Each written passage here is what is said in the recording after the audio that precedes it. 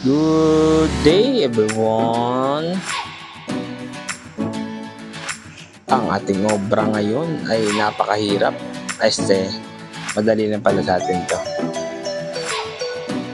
Well, mahirap siya kasi matagal talaga siyang gawin dahil sa lettering. At syempre makakakita kayo ng kakaibang technique. At gumagamit tayo dito ng ang pinatawag nila na floating technique.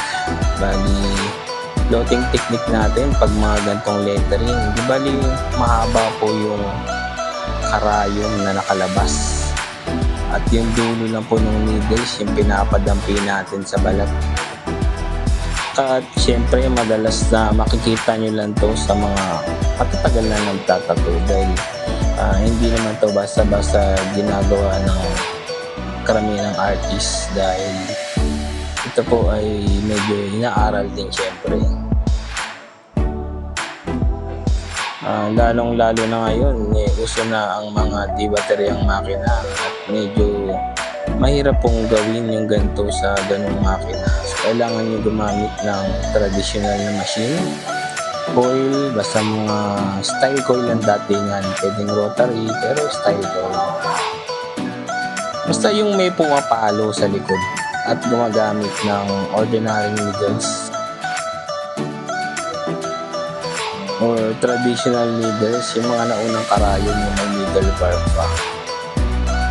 So yun, ito po ay share ko lang dun sa mga hindi pa nakakaalam. Syempre, hindi naman tayo magaling sa ganito pero masasabi kong isa naman din ako sa matagal na rin nagtatato for 28 years na siguro naman matagal nga para sa akin yun.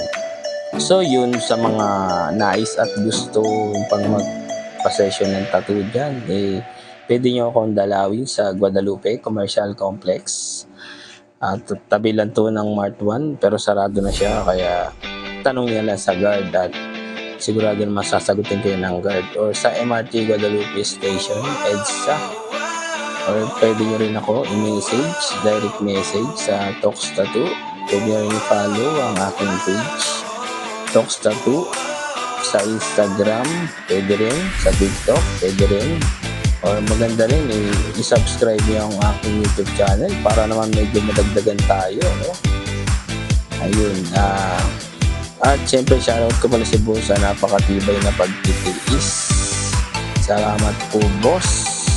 Regular client na pala natin po si Boss at napuno na yung kabilang braso niya. At syempre yung kabila naman daw yung pupunuin niya. Sana mapuno niya rin yun. At dumami pa sana ang pera ni Boss para marami rin siya pampatato syempre. So balik tayo dito, tignan, makikita nyo naman siguro yung labas ng needles ko para mga half inches yata ito. Ayan. Yan, at syempre shoutout ko pala ang aking supplier ng karayom Black Sheep Tattoo Supply. Salamat po, sa Blooming Street lang yan. At syempre shoutout din natin ang ating grupo Piltag Quezon City Chapter at syempre sa Piltag sa buong Pilipinas. Trusted na po ang Piltag na grupo dahil sobrang tagal na po namin. At syempre shoutout natin ang aking ink. Yan, Skin Candy Ink. At syempre ang Dynamic, kahit wala tayo sponsor yan, maganda pa rin. Syempre shoutout lahat si Boss Dante sa kanyang Incure na lagi natin ginagamit after care.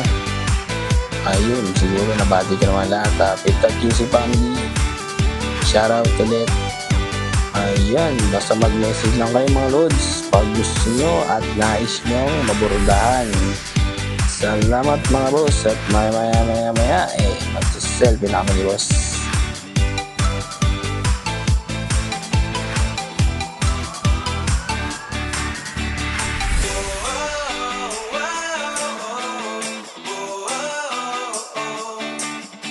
At nga pala, humirit pa pala si Bossing. Ayan, napadagdag pa siya, nabitin sa sakit. So yan, finish na. So magsiselfie na kami ni Boss. Salamat, Boss!